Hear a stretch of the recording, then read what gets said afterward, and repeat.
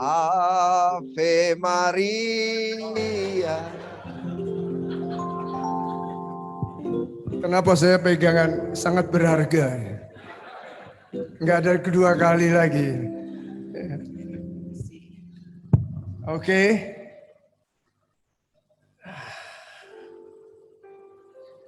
Tolong tampilkan karena waktu saya tinggal berapa Pak Don ya? Setengah jam ya. Oke. Saya cepat aja ya. Tampilkan Matius 18. Saya akan sampaikan tentang doa sepakat. Gampang diucapkan, sulit sekali dilakukan. Kenapa? Kalau yang gampang-gampang, outputnya nggak mungkin ada. Justru kalau yang susah itu hasilnya dahsyat. Oke. Sudah? Matius 18, 19 dan 20 ya. Oke, dan lagi aku berkata kepadamu, jika dua orang daripadamu di dunia ini sepakat meminta apapun juga, permintaan mereka itu akan dikabulkan oleh Bapakku yang di surga. Ayat yang 20 bisa tampilkan.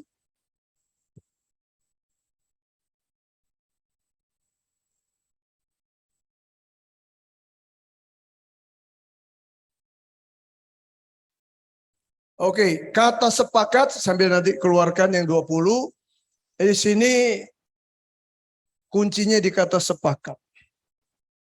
Jika di dunia ini ya kita sepakat minta apapun juga. Nah, sepakat ini arti katanya harmoni.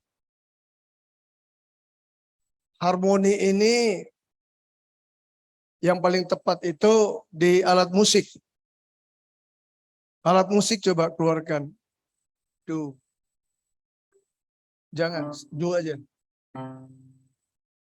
Terus, pencet itu terus. Nggak enak, saudara, berisik. Re. Terus. Do, re. Ya. Nah, saya do, istri saya ini si. Senar gitar yang ada berapa ini? 5 ya. Ini kalau dipetik barengan dengan orang yang ahli, itu menelorkan, menghasilkan namanya melodi. Setuju ya? G coba. Kunci G.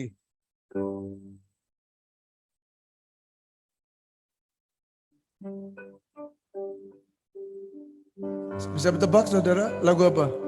Bisa nebak. Tadi coba yang do berkali-kali coba. Yang do aja. Yang jago musik sini Pak Vincent. Pak Vincent tahu ini lagu apa? Langsung Pak Vincent garuk kepala. Mungkin Pak Jinhat lebih tahu. Pak Jinhat ini master musik Pak Mia. Tahu nggak yang dipencet tadi? Do, do, do, do, do. Apa lagunya? Nggak kan? Tapi coba kunci tadi. Kunci G. Mainkan. Bisa tebak? Berpacu dalam melodi. Pak Bobi, lagu apa? Sepanjang jalan kenangan. Oke, kan banyak orang bisa tebak. Ini yang rahasianya di sini. Tadi kalau kita pencet do terus, nggak menarik perhatian. Tapi coba please.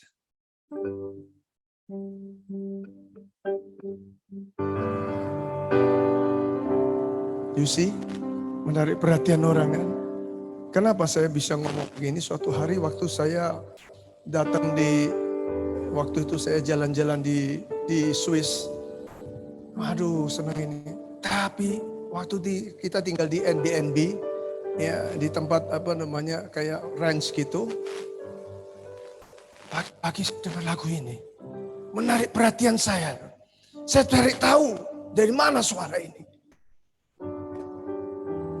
Waduh, ternyata yang main seorang nenek-nenek. Wah, hati saya tenang, sukacita. Sama saudara, pasangan di dunia ini kalau kita doa bareng itu menarik siapa saudara? Suatu ukupan yang harum. Bapak di surga, Tuhan Yesus itu menilai, siapa ini? Kayak kita mendengar tadi, sama. Wow, menarik Tuhan. Oleh karenanya, Terima kasih. duduk dulu ya. Nanti sebentar lagi. Terima kasih Bob. Nah, ini pentingnya, makanya kenapa ada oknum yang gak suka selalu ditembak supaya tidak doa sepakat. Hati-hati Bapak Ibu sekalian, pasangan muda. Saya bersyukur kesaksian Yanto tadi. Brother Yanto luar biasa istrinya. Makanya perkara besar terjadi, betul tadi dikatakan. Kalau saudara keluarga ya, inisiatif Tuhan yang persatukan, kita lakukan doa sepakat itu. Menghasilkan yang indah di hadapan Tuhan untuk dengar. Satu-satunya ayat di Alkitab yang berkata tolong 133. Mazmur 133, coba lihat. Mazmur 133 enggak ada. Nanti kita balik lagi di sini. Mazmur 133 ayat yang terkenal. Sungguh alangkah 133 baiknya ya. dan indahnya Tuhan Allah memuji kalau saudara duduk rukun, hidup rukun. Mazmur Oke. 133. Iya. Satu-satunya ayat ini. Ini mesti dipraktekkan Bapak Ibu sekalian, saudara sekalian. Ya, tadi Brother Tony atau Brother Yanto ya, waktu pembukaan dikatakan semua kesulitan, resesi, serba ketakutan, di mana-mana hoax dan sebagainya. Tapi kalau saudara melakukan, kita ini di pasangan kita, suami dan istri ya, orang tua dengan anak, terutama pasangan-pasangan suami istri, di chapter berdua-dua sama saudara. Kalau kita bangun kembali ya doa sepakat ini, kenapa? Minimal 2-3 orang berkumpul dalam nama dia hadir. Seringkali kita ini merasa karena kita Tuhan nggak kelihatan, nggak hadir. Kenapa? Makanya Alkitab tulis orang percaya hidup oleh karena apa? Iman. Nah, hidup kita ini bukan melihat, tapi karena iman. Iman itu dari mana? Dari firman. From the word of God. Firman ini yang membuat kita itu selalu hidup kita kokoh kuat. Lihat. Sungguh alangkah baiknya dan indahnya apabila saudara-saudara diam bersama dengan rukun. Oke. Sekarang coba dengar istri saya. Penyebab.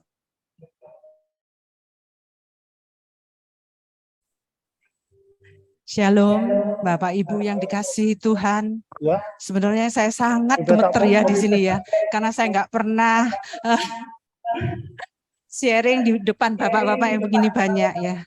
Memang untuk doa sepakat sangat nggak mudah, karena Tuhan pingin melalui kita suami istri ada pemulihan, untuk ada satu kekuatan untuk membangun strong family and ministry life. Amin, Ibu. Bapak Ibu sekalian, nah untuk berdoa sepakat, kalau dulu saya nggak bisa ya, awal-awal dalam pernikahan saya dan suami saya mempunyai karakter yang berbeda. Saya ini melankolik dan cenderung untuk introvert ya Ibu-Ibu. Dengan berjalan waktu ketika saya tahu bahwa saya diciptakan Tuhan untuk sebagai penolong untuk suami saya, mau tidak mau saya belajar. Dalam wadah LOF ini saya belajar banyak hal yang tidak saya suka dari suami saya. Banyak terjadi kesalahpahaman, banyak ketidakpuasan pada awal-awal pernikahan kami ya Ibu.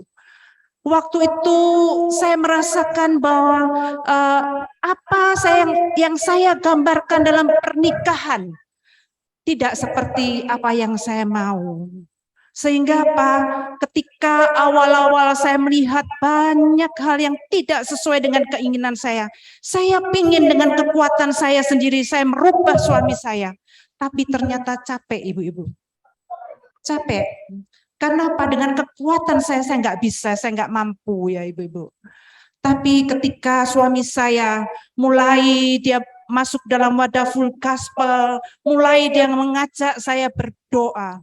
Awal yang tidak mudah, tapi saya mau taat. Saya mau tunduk pada otoritas dia. Karena saya tahu dia adalah wakil Tuhan. Dia adalah penudung dalam keluarga saya. Saya mulai saksiannya ibu-ibu, pagi mereka sudah harus bereskan, selesaikan masalahnya ya. Untuk sebelum matahari terbenam, mereka membereskan masalahnya. Kalau saya diem ibu-ibu, tapi hati saya masih dongkol. Saya masih diem aja, meskipun doa. Saya berdoa berdua, kelihatannya, tapi hati saya berontak. Saya tidak mengaminkan apa yang dia doakan. Benar ibu-ibu. Tapi ketika saya mulai belajar di wadah LF, firman Tuhan katakan apa? Tetaplah berdoa. Istri adalah tiang doa bagi keluarganya. Tiang di mana tiang itu harus kuat untuk menopang bangunan. Di mana suami kita seringkali menjadi bangunan kita. Kita harus menolong, menjadi tiang yang kuat dalam berdoa. Setelah saya tahu, setelah saya mengerti bahwa saya adalah tiang doa, penolong, makanya saya mulai belajar dan saya mengaminkan. Saya mau mengampuni ya. Kalau ada sesuatu yang tidak sesuai, saya cuma lapor sama Tuhan. Akhirnya kami bisa sepakat berdoa bersama-sama. Dan saya mulai melihat dalam kesepakatan, dalam ketika saya mau taat kepada apa yang maunya Tuhan, ketika saya mulai menyelaraskan pikiran saya dengan apa yang Tuhan mau dalam kehidupan hidup nikah kami ya ibu-ibu, saya boleh melihat keluarga kami dipulihkan, anak-anak kami boleh dipulihkan. Memang ibu-ibu, untuk pertama mau melangkah maju tidak mudah. Butuh komitmen dan disiplin. Ya, meskipun dalam keadaan marah, yang banyak yang tidak sesuai, tapi saya mau belajar ya ibu-ibu. Kita semua mau belajar ya. Dan saya mulai berdoa sepakat bersama dengan anak-anak saya. Jadi ibu, karena apa? Dalam doa sepakat, kita sama-sama berdoa, bukan melihat kenyataan yang ada. Memang kenyataan pada waktu itu anak saya masih kecil-kecil, usaha kita pun masih dalam proses. Tapi kita percaya dengan apa yang Tuhan katakan. Kita mengimani, kita pengen membangun strong family itu benar-benar. Kita nggak mau hidup seperti masa lalu kita dulu, tapi kita mau membangun benar-benar keluarga yang benar-benar mengasihi Allah, yang takut akan Allah. Jadi ketika kita berdoa bersama, saya teringat akan doa yang diajarkan oleh Pak Bernard ya dalam 1 Tesalonika itu ya, bahwa suamiku adalah seorang FGP man yang bisa menahan diri, istri dari satu orang. Saya sebutkan nama saya, dia bukan pemarah, dia bukan peminum, tapi dia cinta damai. Itu ya ibu-ibu, dia adalah seorang suami yang benar-benar dihormati dan dikasihi anak-anaknya. Itu saya ucapkan terus. Dan apa ibu-ibu yang suami saya lakukan? Dia selalu mendoakan saya. Istriku Mimi adalah istri yang cakap. Hatiku percaya kepadanya, aku tidak kekurangan keuntungan. Seumur hidupnya, dia berbuat baik kepadaku. Dan apa ibu-ibu yang saya alami? ketika saya marah, saya kepingin membalas ya apa yang dia lakukan dengan ketidakpuasan saya. Itu ada remnya, ibu-ibu. Karena saya ingat dia berdoa untuk saya bahwa saya tidak berbuat jahat sepanjang hidupnya loh, ibu-ibu. Berarti kalau saya marah, saya nggak ngomong, berarti saya sudah berbuat jahat kepada dia. Kalau saya kadang-kadang mengasihani diri sendiri, saya pikir saya pun pengen mempunyai me time gitu ya, istilahnya ibu-ibu sekarang ya. Tapi saya ingat bahwa saya adalah penolong. Saya harus menolong suami saya supaya dia masuk ke dalam rencana Tuhan, mengenapi panggilan Tuhan. Oke. Haleluya. Dia pikir saya nggak tahu kalau dia lagi ngambek, lagi nggak enak-enak. Saya nggak peduli, saudara. Saya tetap, kalau saya pulang dari fellowship, dulu ini saya waktu jadi field trip, Senin sampai Jumat itu keliling ke chapter. Memang kasihan. Ya training di chapter. Tapi saya kalau pulang, saya mesti cerita. Nah ini pentingnya membangun komunikasi. Saya cerita kejadian apa, dengar nggak dengar, saya tahu kadang-kadang dia capek, dia ini, tapi dia menyediakan telinga. Nah itu dia dengar. Jadi setelah itu kalau saya doa Amsal 31 ayat 10 itu. Dia kurang lengkap tadi. Terima kasih Tuhan, istriku cakep lebih daripada permata. Istri-istri kan suka permata. Jadi ini lebih daripada permata. Tadi dia lupa ada permatanya.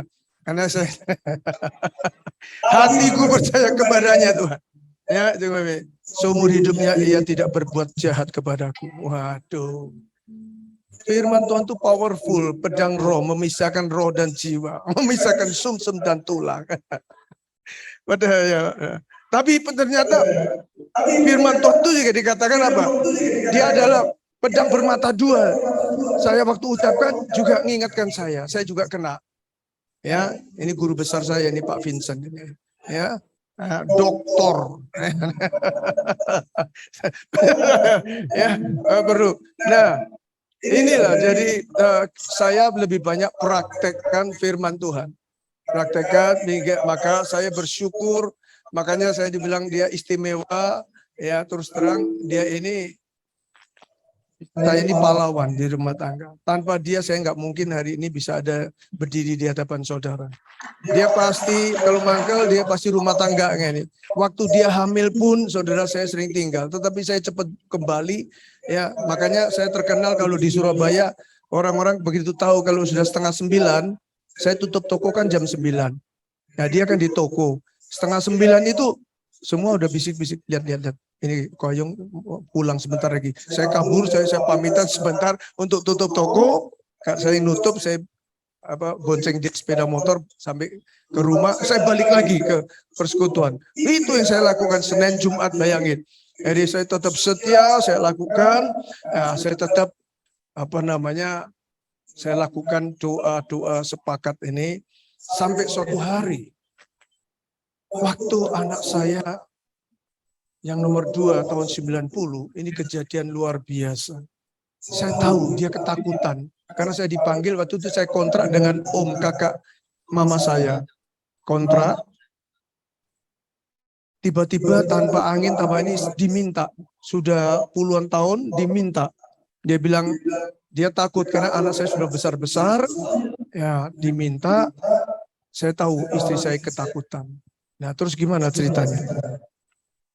Ya, di dalam ketakutan, di dalam keputusasaan saya cuma ngomong dengan Tuhan, apa yang harus kami kerjakan? Karena itu adalah mata pencaharian kami ya. Tempat itu adalah tempat yang ramai, tempat kita berusaha. Lalu kita doa sepakat, kita katakan Tuhan, aku tahu Engkau adalah Tuhan yang mencukupi segala keperluan kami menurut kekayaan dan kemuliaan-Mu. Itu kita doa sepakat, kami percaya Tuhan, Engkau akan menyediakan satu tempat yang boleh kami tinggali untuk kami berusaha.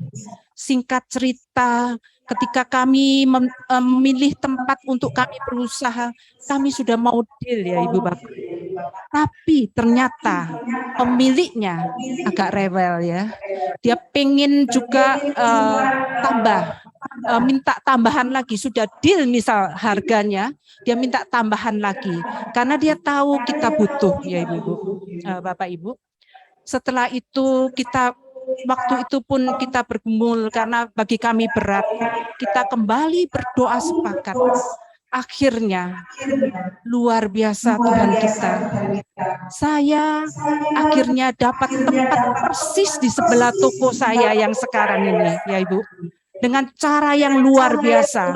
Jadi pemiliknya meninggal dunia, pegawainya itu langsung menghubungi saya ke tempat saya, ya Ibu, untuk supaya saya mau mengambil tempat dia.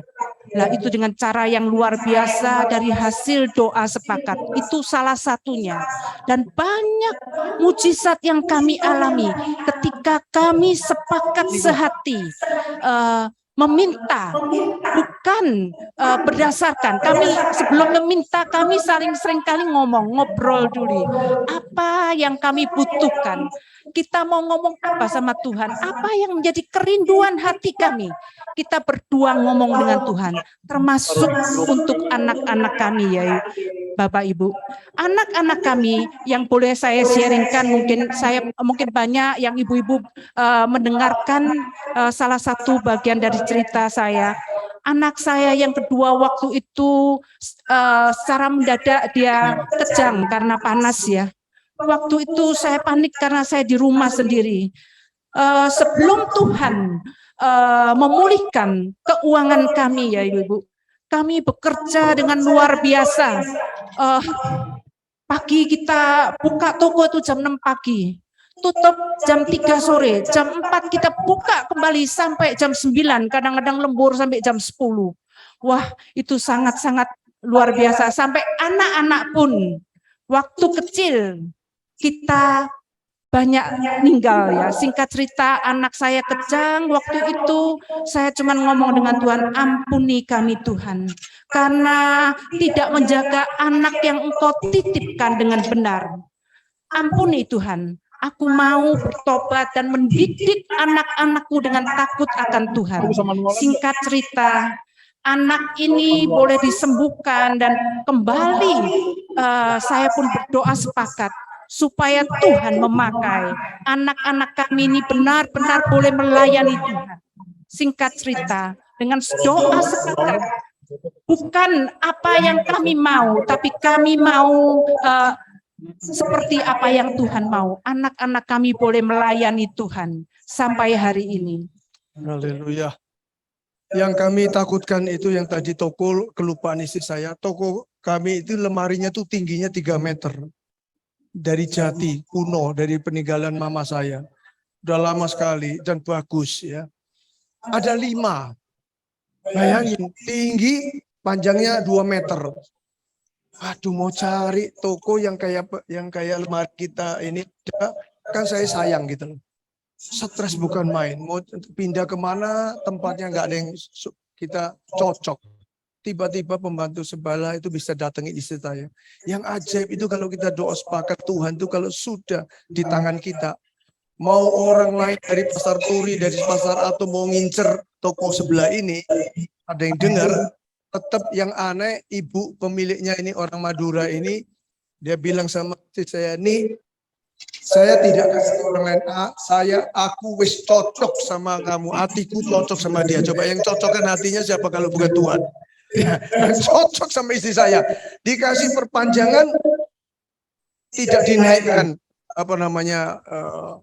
harganya, dan sampai hari ini sudah berapa tahun ya, 90 sampai sekarang ya, terus kami kontrak ya. Orang pikir kami bisa hari ini, semua ini terus terang semuanya by His grace, semua Tuhan.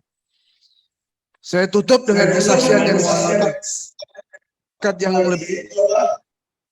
Waktu tahun 87 saya bertobat. Kenapa? Waktu itu bulan saya diminta jadi diaken, Tuhan bilang enggak, saya nanti tunjukkan jalannya, ketemu Pak Bernard, sehingga karena Pak Bernard tetangga dengan saya, rumahnya. Sehingga setelah 1 tahun 89 Full Gospel itu di Surabaya 85 ya mulai merintis. Puncaknya itu setiap minggu KKR yang hadir 1.000-1.500. Waduh, berkembang luar biasa.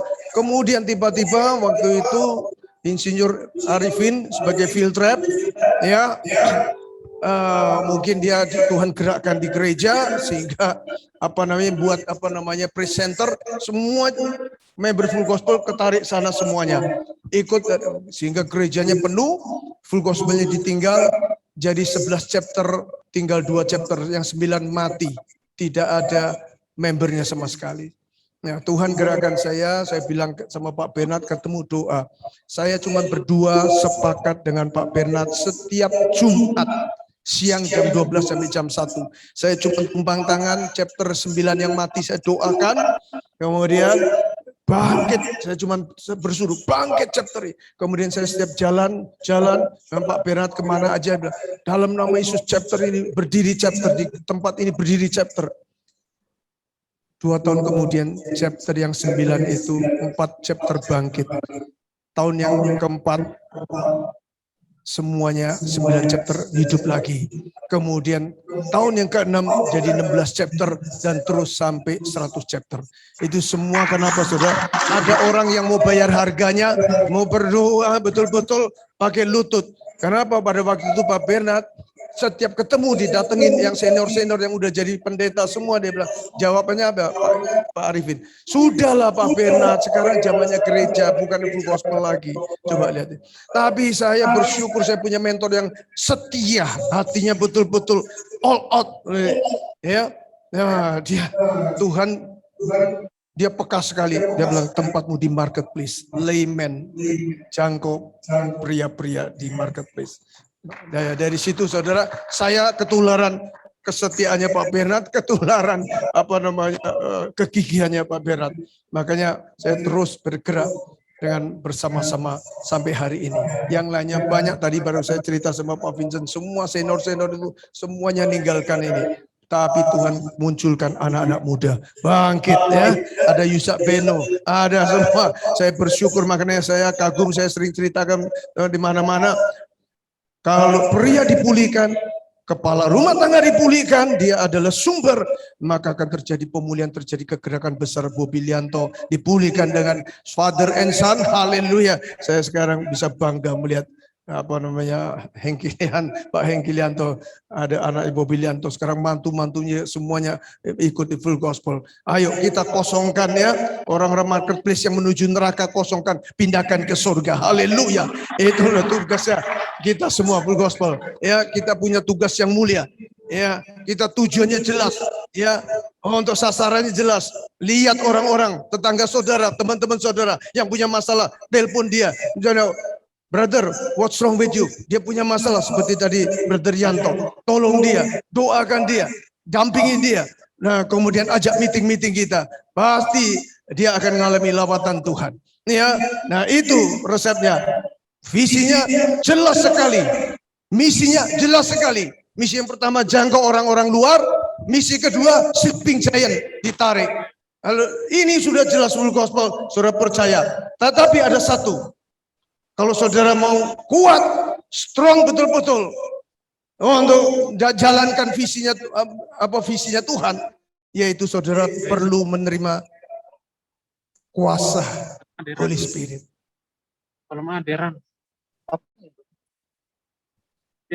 Satu-satunya ayat ditulis ada 3 kuasa, itu di Efesus 1 ayat 19, 20, 21. Pertama kuasa yang Tuhan berikan yaitu apa? Kuasa Kratos. Kratos itu bicara dominion. Setempat di mana saudara ditempatkan.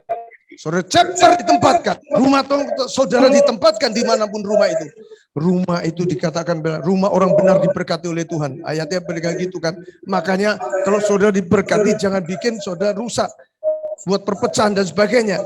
Yang gondok-gondokan dan sebagainya. Itu pekerjaan si jahat. Si jahat pekerjaannya mencuri, membunuh, membinasakan.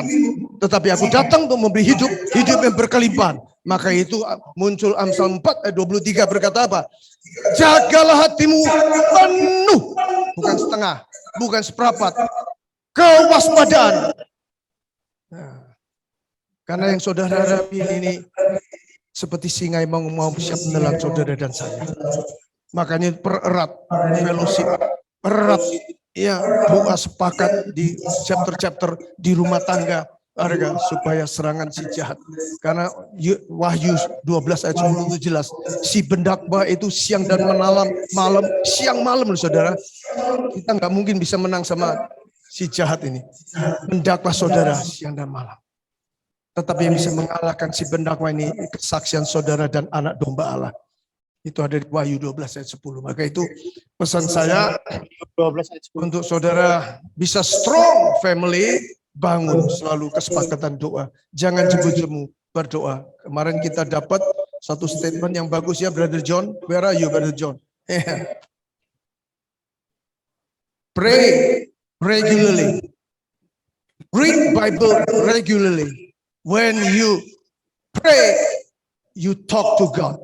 But when you read the Bible, God talk to you. Bisa ikutin, Bro Tony? Oke, coba ulangi. No. Pray regularly. Read Bible regularly. When you pray, you talk to God. When you read Bible, God talk to me. Regularly itu consistently. Setia baca firman, setia berdoa. Wow. You will be strong. Yeah. Okay. God bless you all.